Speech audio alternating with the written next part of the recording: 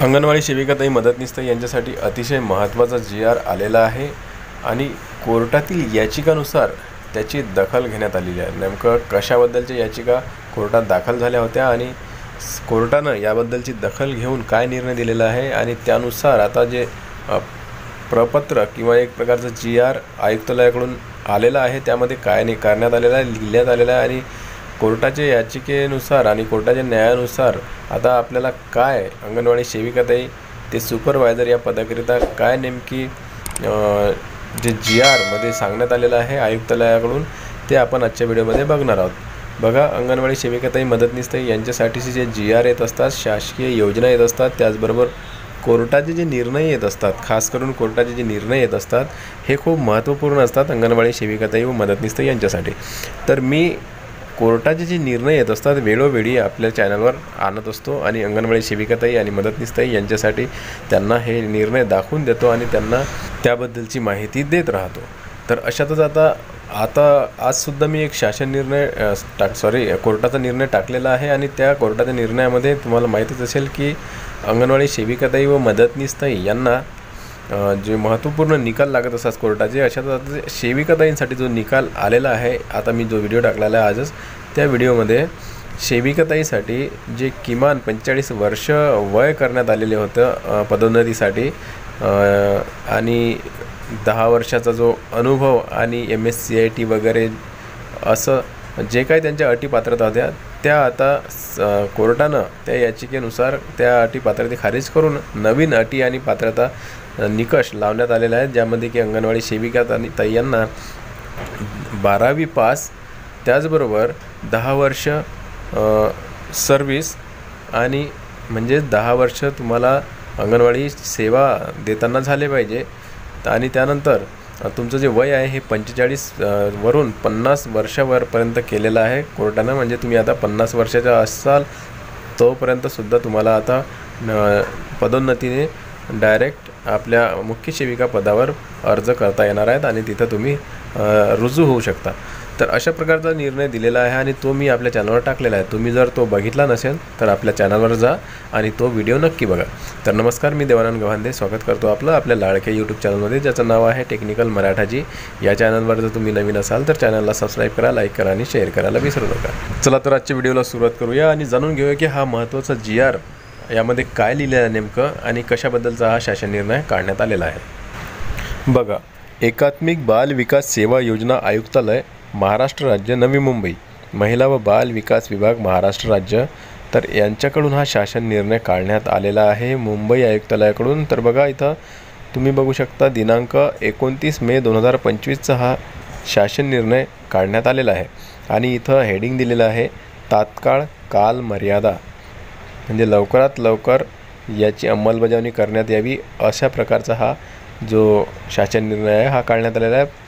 आणि इथं प्रति बघा, विभागीय उपायुक्त महिला व बाल विकास, कोकण, पुणे, नाशिक, छत्रपती संभाजीनगर, अमरावती व नागपूर विभाग, मतलब किती विभागांसाठी हा काढण्यात आलेला आहे बघा। कोकण विभाग आहे, पुणे विभाग आहे, नाशिक विभाग आहे, त्याचबरोबर छत्रपती संभाजीनगर विभाग आहे, अमरावती विभाग आहे आणि नागपूर विभागमध्ये जे काही महिला व बाल विकास यांचे कार्यालय आहेत म्हणजे प्रकल्प आहेत, या सर्व प्रकल्प या विभागातील सर्व प्रकल्पांसाठी हा जो शासन निर्णय हा काढण्यात आलेला आहे।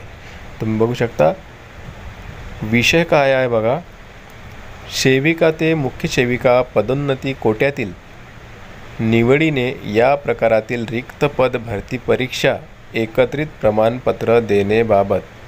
बघा, मुख्य सेविका या पदोन्नती कोट्यातील निवडीने या प्रकारातील रिक्त पद भरती परीक्षा एकत्रित प्रमाणपत्र देण्याबाबत। तर एकत्रित प्रमाणपत्र देण्यासाठीची हा शासन निर्णय काढण्यात आलेला आहे सेविका ते मुख्य सेविका या पदासाठी, म्हणजे पदोन्नतीने अंतर्गत जे भरती होत असतात डिपार्टमेंटल त्यानुसार आहे हे। आणि त्यासाठी जी रिक्त पद भरती आहे त्यामध्ये जी परीक्षा होणार आहे ते एकत्रित प्रमाणपत्र त्यांना देण्याकरिता आहे। आता ही कशामुळे एकत्रित प्रमाणपत्र देण्याबाबतची हे शासन निर्णय हे आपण बघूया। इथं संदर्भ पहा, संदर्भ खूप महत्त्वाचे आहेत। इथं बघा, पहिला आहे या आयुक्तालयाचे पदोन्नती कोट्यातील रिक्त पदभरती पत्र क्रमांक, त्याचबरोबर आहे दुसरा आहे रीट पिटिशन श्रीमती संगीता विठ्ठल थोरात व इतर, रीट पिटिशन श्रीमती निर्मला किसान भोवे व इतर, आणि रीट पिटिशन आहे श्रीमती वनिता सखाराम कदम. म्हणजे अशा प्रकारचे हे रीट पिटिशन यांचे जे आहेत हे 8-9 रीट पिटिशन्स आहेत. आणि आशा बाबाराव गवारे, वनिता सखाराम कदम, ज्योती भिकाजी देहाडे, मनकर्णा रामचंद्र घुगे तर इत्यादी प्रकारचे यांचे जे रीट पिटिशन दाखल झाल्या होत्या कोर्टामध्ये, त्यानुसार या संदर्भानुसारच हा जो शासन निर्णय काढण्यात आलेला आहे त्यांच्यानुसारच काढण्यात आलेला आहे.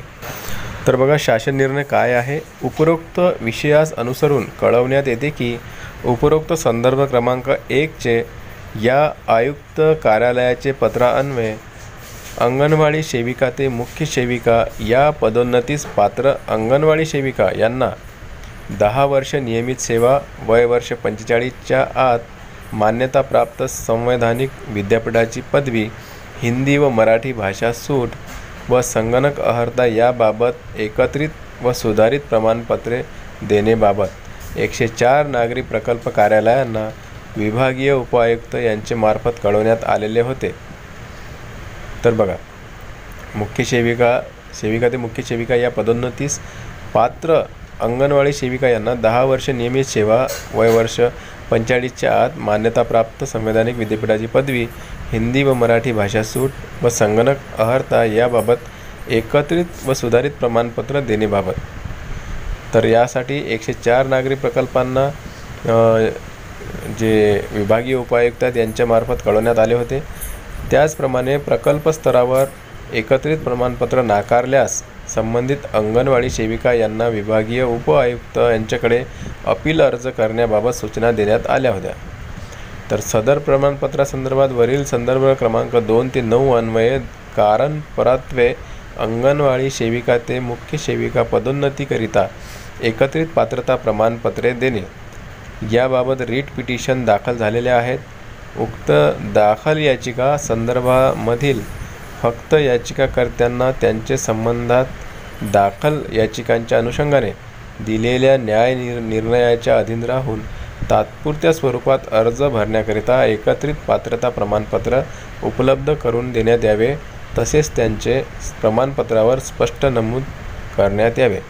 तर बघा तात्पुरत्या स्वरूपातील अर्ज भरण्याकरिता आहे हे, आणि एकत्रितरित्या त्यांना पात्रता प्रमाणपत्र देण्यात येणार आहे. आता तुम्हाला माहीतच असेल की या अगोदर मी व्हिडिओ टाकला त्यामध्ये सांगितलेलं आहे की मुंबई हायकोर्टाने निर्णय दिलेला आहे की 12वी पास, 10 वर्ष त्यांची सेवा झालेल्या, त्याचबरोबर 50 वर्ष वयापर्यंतच्या आणि मराठी हिंदी भाषामध्ये सूट अशा प्रकारच्या ज्या अंगणवाडी सेविका आहेत त्यांना आता हायकोर्टानं निर्णय दिलेला आहे आणि त्यांना डायरेक्ट सेविका पदावरून मुख्य सेविका पदाकरिता अर्ज करता येणार आहेत.